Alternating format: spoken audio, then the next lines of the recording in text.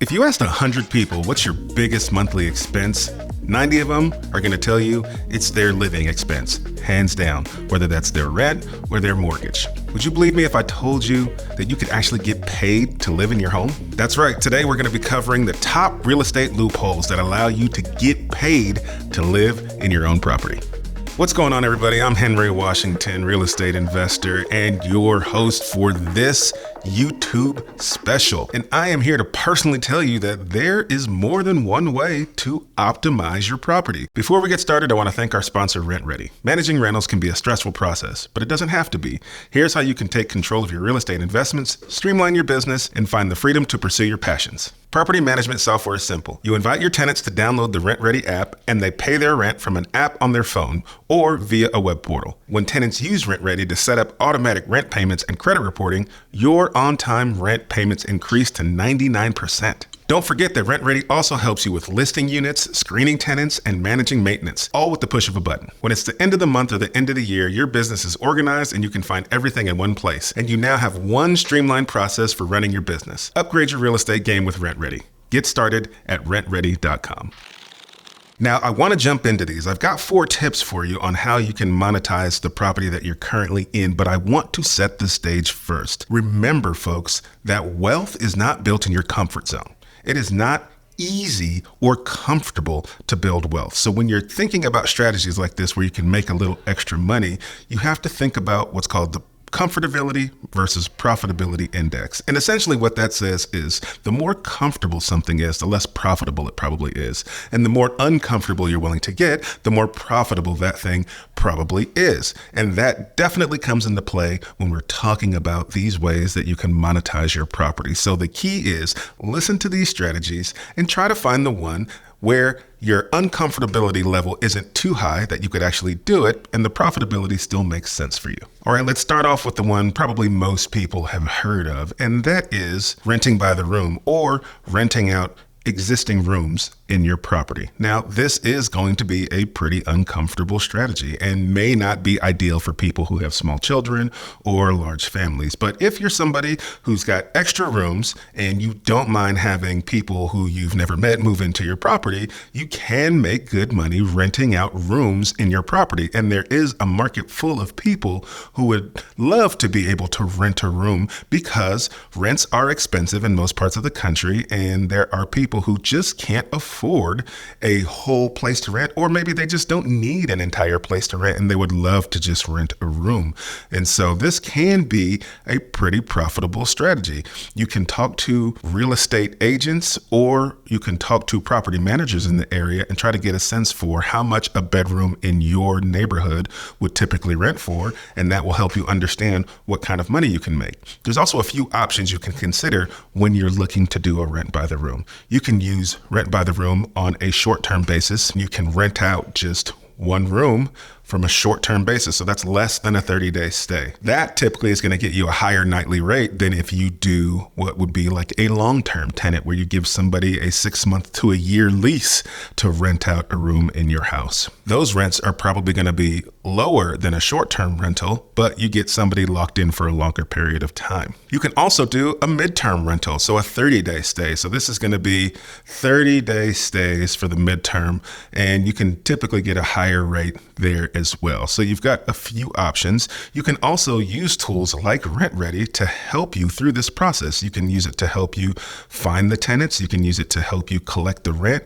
and manage your leases. You don't have to have $1 million to use a professional property management tool. It's actually a good idea to go ahead and treat your business like a business from the start. If you think you've got extra space and you would be comfortable having someone in your home, then this can be a very lucrative way to make money off of your existing property. All right, number 2, the second option for you is think about the amenities that you have. So do you have a pool or a sauna, maybe a movie theater or a hot tub? If you have some sort of unique feature in your property, there's probably a way that you can rent that feature out to people who are looking to use amenities like that. I know specifically if you have a pool, you can use an app just for renting your pool out. People are looking for cool amenities and want to be able to use them at different times of the year. So think about your property and what kind of amenities you have, and then maybe hop out there on some social media sites and see if people would be willing to rent your space. This is a great way to monetize your space without having to have roommates. It just means you have to share some of the cool features that you have in your home. All right, the third option is to rent out space in your home, but do it by the hour. There are opportunities for you to take curated spaces or spaces that have been designed extremely nicely, and you can rent those spaces out by the hour. There are some apps out there that will allow you to do this, but the general idea is that you curate a space. So you make something very nice or comfortable. Maybe you have some physical features of that property that make that property unique. So it could be that you curate an office space or a bedroom that somebody may want to come rent by the hour, or it just could be that your place has an amazing mountain view or an amazing water view or a lake view. Look at all these features of your home that you enjoy, and if you like them, there's a chance that maybe somebody else would as well. And so you can rent these spaces by the hour, and you would be surprised at how many different types of potential renters you will find. I have seen people rent space by the hour for shooting music videos, television commercials, corporate events, or small intimate gatherings.